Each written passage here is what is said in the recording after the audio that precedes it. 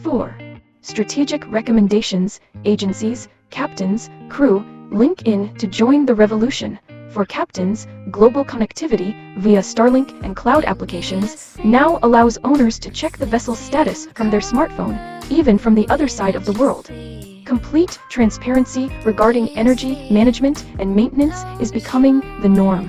For staffing agencies, engineers with dual expertise in traditional mechanics and artificial intelligence for diagnostic software are the most expensive and sought-after profiles on the market this 2026 season. For deckhands/bosuns, the widespread adoption of electric tenders requires an upgrade of your skills. Managing the charging cycle of high-voltage batteries in tenders must be as rigorously controlled as conventional diesel refueling. Backhand index pointing right. Yachting in 2026 is shifting towards smart wellness.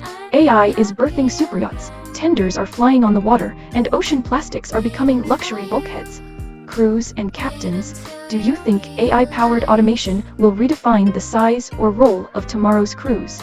Comment SMARTYACHT to start the discussion. Explore the network. Freelance Yachting.